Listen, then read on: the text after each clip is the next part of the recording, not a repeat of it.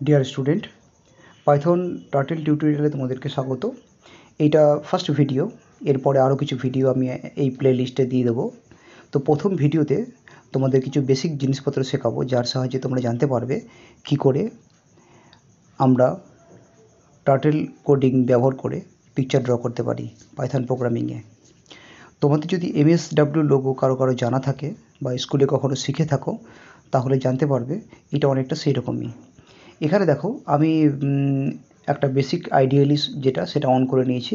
তোমাদের কম্পিউটারে যদি বেসিক আইডিয়ালি ইনস্টল করা থাকে পাইথনের, তাহলে তাতেই তোমরা পাইথনের কোডিং করতে পারবে। দেখো এখানে তোমাদেরকে কোডিং শুরু করার আগে প্রথমে টার্টল মডিউলকে ইম্পোর্ট করে নিতে হবে। ইম্পোর্ট কিওয়ার্ডের সাহায্যে টার্টল মডিউলকে আমাদেরকে ইম্পোর্ট করে নিতে হবে। তো টার্টল মডিউলকে ইম্পোর্ট করার জন্য আমি লিখব ইম্পোর্ট, আই স্মল হবে,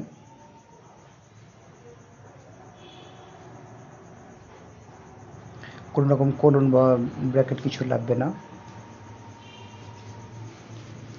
এন্টার দিয়ে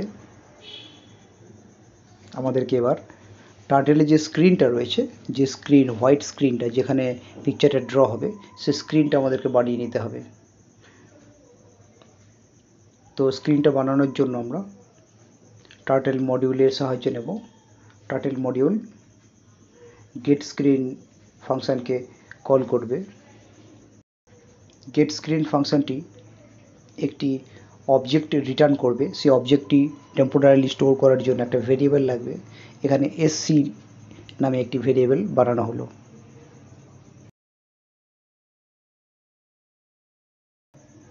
এটাকে যখন রান করলে দেখতে পাবো একটা হোয়াইট স্ক্রিন তৈরি হয়ে গেছে, আর মাঝখানে যে টার্টেলটা দেখতে পাচ্ছ এটাকে বলে ডিফল্ট টার্টেল। এই হোয়াইট স্ক্রিনটা তৈরি হয়েছে, এই হোয়াইট স্ক্রিনটাকে আমরা এখনই ক্রিয়েট করলাম। নেক্সট এরপর আমরা নিজেদের আরেকটি টার্টেল তৈরি করব টার্টেল মডিউলের সাহায্যে।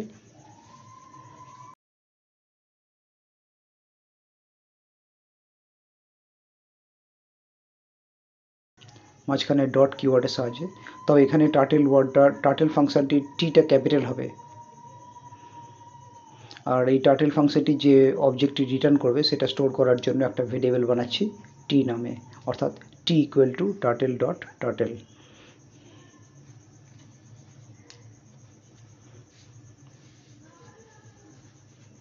ওকে,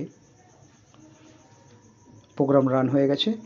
এটা হচ্ছে হোয়াইট স্ক্রিনটার মাঝখানে যে টার্টেলটা দেখছো, এখানে দুখানা টার্টেল রয়েছে। ফার্স্ট একটা রয়েছে ডিফল্ট টার্টেল, আর তারপরে যেটা আমরা বানালাম টি টার্টেলটা, ওটাও এই একই জায়গাতে রয়েছে।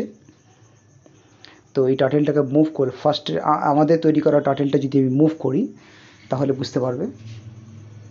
তো টার্টেলকে মুভ করার জন্য আমাকে ফরওয়ার্ড বা কিবোর্ড শর্টকাট FD ব্যবহার করতে হবে।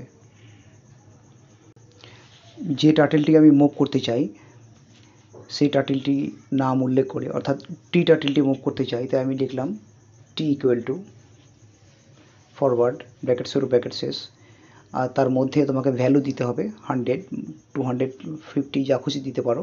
এখানে 100 আমি লিখলাম। 100টা কিন্তু 100 পিক্সেল মনে রাখতে হবে, এটা ইঞ্চি সেন্টিমিটার বা অন্য কিছু নয়। ওহো, আচ্ছা, এখানে স্পেলিং মিস্টেক হয়েছে ফরওয়ার্ডের, দেখে নাও। স্পেলিং মিস্টেক হলে কীরকমভাবে ওয়ার্নিংগুলো আসে। লাস্ট লাইনটা ফলো করতে হবে তোমাদেরকে। এখানে একটা ও এর বদলে এ হবে।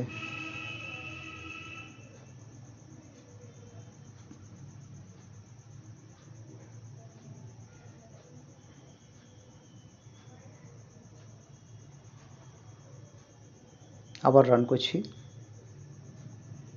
এই দেখো টার্টেলটা মুভ হলো।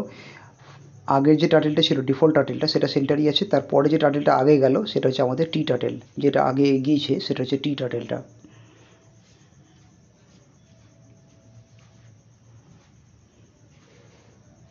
আমরা ইচ্ছা করলে আরও টার্টেল তৈরি করতে পারি।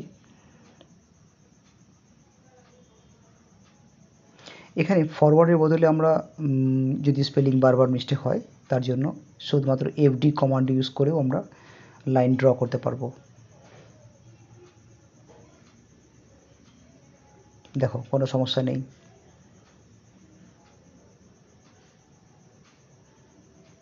এবার টার্টেলটিকে আমরা ডান দিকে মুখটা ঘোরাবো, তার জন্য RT অর্থাৎ রাইট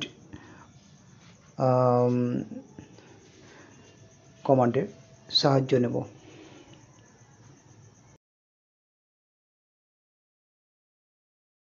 ডান দিকে ঘোরানোর জন্য আমি 90 অপশনটি লিখেছি। 90 অ্যাকচুয়ালি 90 ডিগ্রি হবে, ওটা ডিগ্রিতে ক্যালকুলেট হচ্ছে। ওহো আচ্ছা, এটা ভুল হয়েছে একটু। ভুলটা কি হয়েছে দেখো, আবার ভুল হয়েছে। ভুলটা এটাই হয়েছে যে আমি MSW লোগোর কোডিং রাইট টার্ন লিখে দিয়েছি। এখানে রাইট টার্ন লেখার প্রয়োজন হয় না, অনলি রাইট।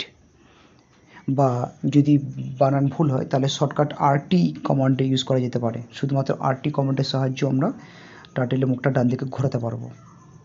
ডান দিকে ঘোরানোর জন্য আমি এখানে 90 লিখেছি, মনে রাখো 90 কিন্তু 90 ডিগ্রি, এটা ডিগ্রিতে ক্যালকুলেট হচ্ছে। দেখো টার্টেলের মুখটা দেখো ডান দিকে ঘুরে গেছে 90 ডিগ্রি অ্যাঙ্গেলে। এবার 90 ডিগ্রি অ্যাঙ্গেলে ঘোরানোর পর তারপরে যদি টার্টেলটাকে আবার 100 পিক্সেলস আগে নিয়ে যেতে চাই তখন কেমন হবে, তাই আবার লিখছি T ডট দিয়ে FD 100 অর্থাৎ 100 পিক্সেল।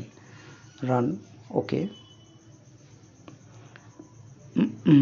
দেখো ঠিক আছে।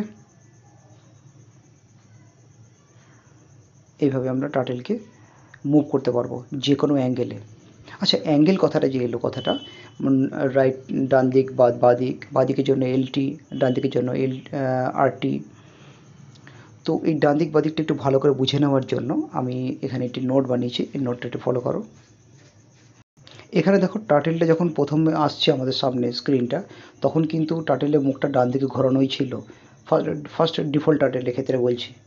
আচ্ছা, এই স্ক্রিনটা দেখো, এই যে ছবিটা রয়েছে এখানে প্লাস যে চিহ্নটা রয়েছে, এখানে আড়াআড়িভাবে যে দাগটা রয়েছে এটাকে বলে X অ্যাক্সিস, আর উপর থেকে লম্বাভাবে যে দাগটা রয়েছে এটাকে বলে Y অ্যাক্সিস। এবার এটা আমি পেন্টে একটু ড্র করে ভালো করে বুঝিয়ে দিচ্ছি। X অ্যাক্সিসের ডান দিকের এবং বাঁ দিকের পিক্সেলগুলো কীভাবে আমরা কীভাবে আমরা হিসাব করব।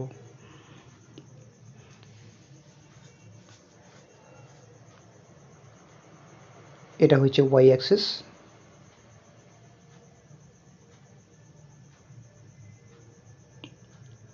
এটা হচ্ছে X অ্যাক্সিস, আড়াআড়িভাবে দাগটা X, আর মাঝখানে সেন্টারে এই যে পয়েন্টটা যেখানে Y আর X জয়েন্ট হচ্ছে, সেই ইন্টারসেকশন জায়গাটাকে আমরা বলবো 0।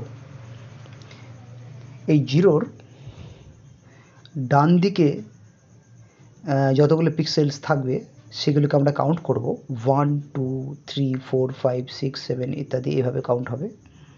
কিন্তু এই X-এর 0 হলো 0-র বাঁদিকে যে পিক্সেলগুলো, যে ছবির যে অংশগুলো রয়েছে বা পিক্সেলগুলো রয়েছে সেগুলোকে আমরা -1 -2 -3 বলে কাউন্ট করব।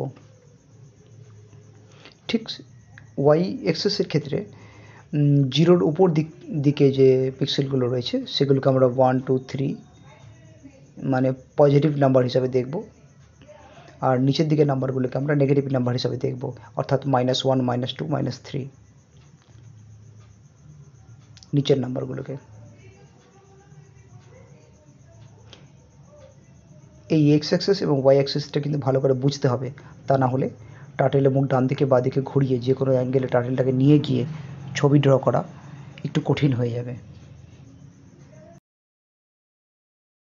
আচ্ছা, এই যে লাইনটা, এই লাইনটার সাহায্যে আমরা স্ক্রিনটা ক্রিয়েট করলাম, টার্টেল হোয়াইট স্ক্রিনটা ক্রিয়েট করলাম, আর এই লাইনটার সাহায্যে আমরা নিজেদের একটা টার্টেল তৈরি করতে পারলাম। আর একটা নয়, আমরা চাইলে একাধিক টার্টেল তৈরি করতে পারি, আর চাইলে একাধিক টার্টেলকে মুভও করাতে পারি আলাদা আলাদা অ্যাঙ্গেলে।